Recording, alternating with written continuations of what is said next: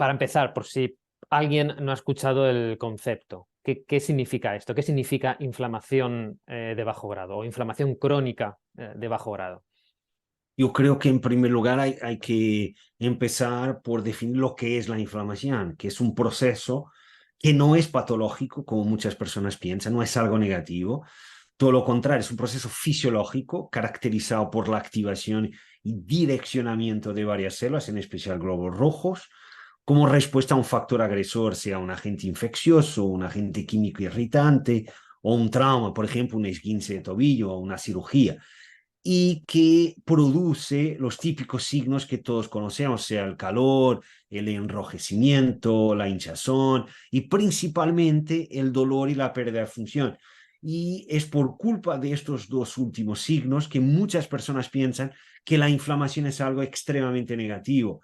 Sin embargo, sabemos que la inflamación es fundamental a la supervivencia y en realidad promueve el proceso de reparación de los tejidos afectados.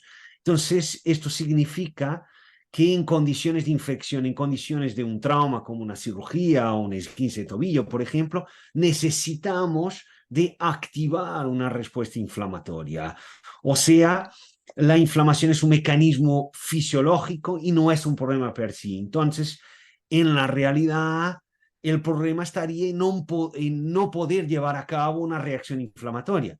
Por ejemplo, si nuestros ancestros no hubieran podido activar una respuesta inflamatoria siempre que ésta fuese necesaria, probablemente estaríamos extintos como especie.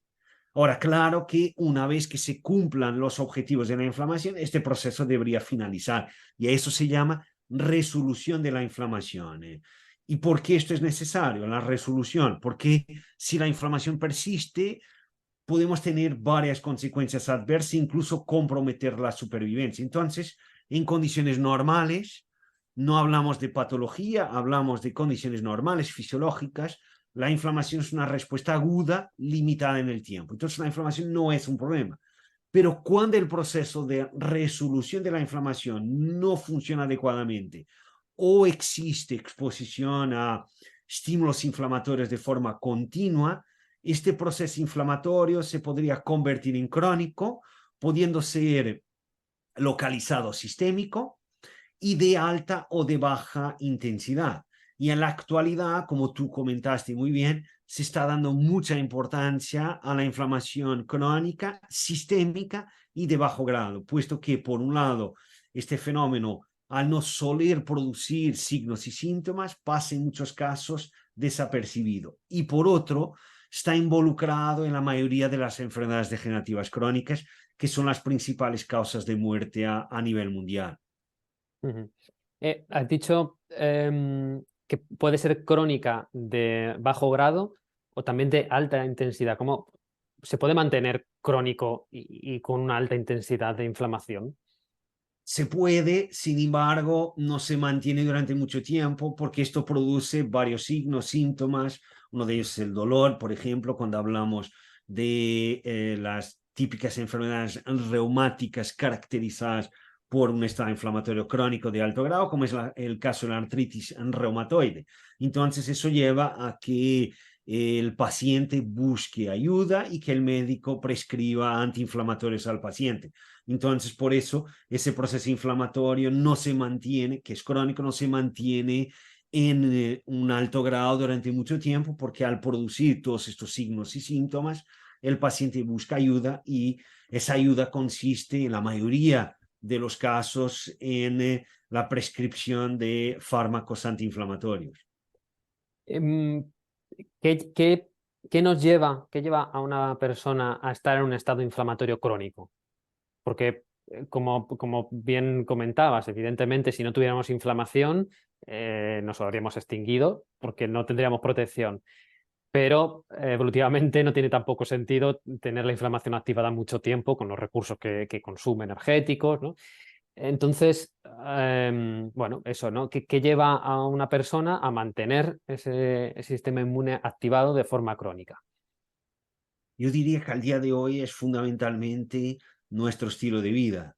Entonces sabemos, por ejemplo, que la contaminación, el tabaco, un patrón de sueño inadecuado, junto con la desincronización circadiana, o sea, no tenemos nuestros ritmos circadianos de acuerdo con el ciclo natural día-noche, también el estrés psicológico, la inactividad física, el exceso de tejido adiposo, en especial visceral. Entonces hablamos de la obesidad, pero especialmente la obesidad visceral, y también la típica dieta occidental, con todos los cambios que esta puede también causar en la microbiota, y la microbiota, en especial la microbiota intestinal, es un ecosistema caracterizado por varios microorganismos que viven con nosotros, viven en sinergia con nosotros, en simbiosis, pero cuando sufren alteraciones, o sea, cuando hay una alteración en ese ecosistema, nosotros sufrimos porque esos microorganismos empiezan ellos a producir toda una serie de sustancias que pueden llevar a varias alteraciones, incluyendo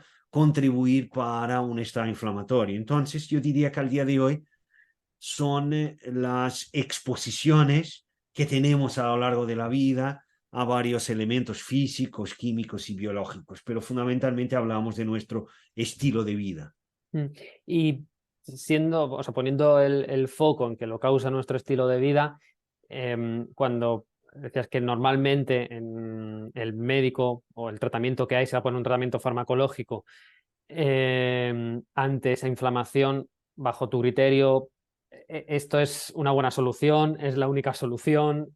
¿Se podrían hacer más cosas? ¿Se podrían probar cambios en estilo de vida antes que el fármaco? O sea, ¿cómo se puede manejar?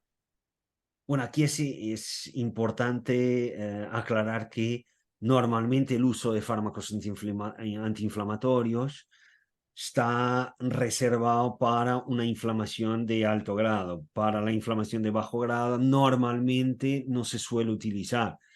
Y no se suele utilizar también en buena parte porque no se diagnostica muchísimas veces ese estado inflamatorio de bajo grado.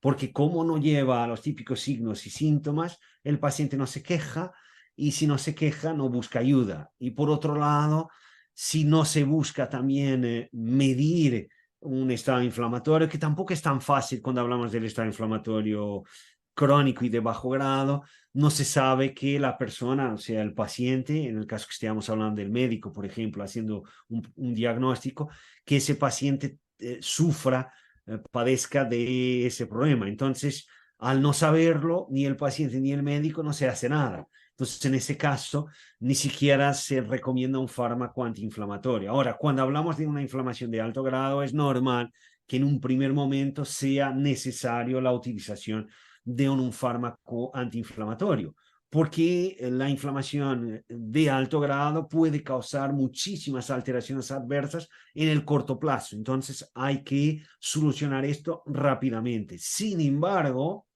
es importante decir que existen varias estrategias de alteración del estilo de vida, de alteración de la dieta y también estrategias nutricionales específicas que ya han demostrado, incluso en ensayos clínicos aleatorizados y controlados, poder reducir a marcadores de inflamación, y en el caso de la inflamación de alto grado, también llevar a una mejora de varios parámetros clínicos. Por ejemplo, en la artritis reumatoide sabemos que varias alteraciones del estilo de vida, intervenciones de alteración del estilo de vida y también nutricionales ya han demostrado reducir biomarcadores de inflamación y reducir el dolor, el hinchazón articular, etcétera. Entonces existen efectivamente varias estrategias de alteración del estilo de vida y de la dieta y nutricionales que pueden reducir o inducir incluso la resolución de la inflamación. Y cuando hablamos de inflamación crónica sistémica de bajo grado, ahí tenemos evidencia de que si la causa es el tabaco, entonces la cesación tabáquica podría ser una solución, y efectivamente tenemos datos que nos indican que lo es, pero que tarda tiempo. Yo me acuerdo de un estudio, si no estoy equivocado, es un estudio prospectivo de cohorte, no es un estudio de intervención, es un estudio epidemiológico con una muestra grande, donde se ha visto que efectivamente dejar de fumar llevó a una reducción de uno de los marcadores de inflamación más utilizados, que es la proteína C reactiva, pero tardó algunos años hasta que esto se observara. Si no estoy equivocado, tardó 3 años.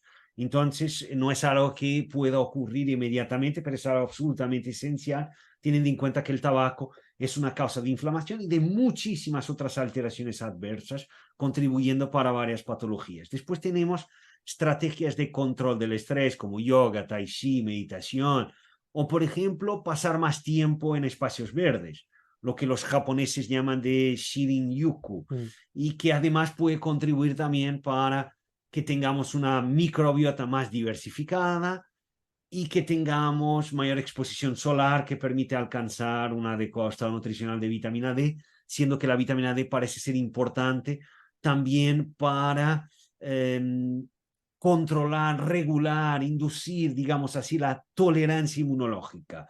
Y después tenemos la adopción de adecuados patrones de sueño y la evidencia aquí viene de estudios que han visto que un sueño inadecuado, que la desincronización circadiana, como el trabajo por turnos, se asocian o inducen un estado inflamatorio. Después tenemos el ejercicio físico, tenemos la disminución de la grasa corporal, en especial de la grasa visceral, y tenemos algunas estrategias nutricionales específicas. Entonces, efectivamente existen varias acciones que no son farmacológicas, que ya han demostrado en varios tipos de estudios poder reducir, prevenir o inducir la resolución de la inflamación. Wow, hemos abierto un montón de temas. Primero, la inflamación, la que sería de alto grado, la de alta intensidad, ¿nos estamos refiriendo a enfermedades autoinmunes? Sí, pero no todas tienen inflamación de alto grado sistémica.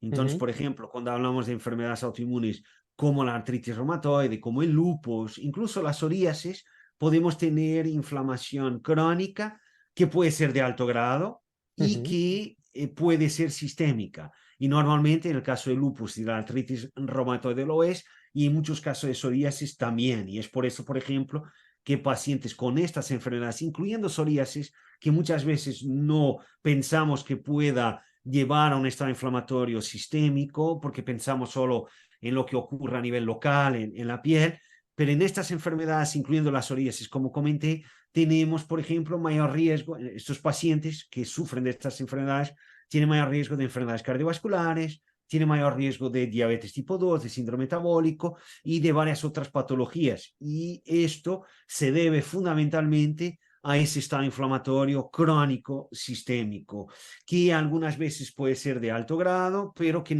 pero que lo es casi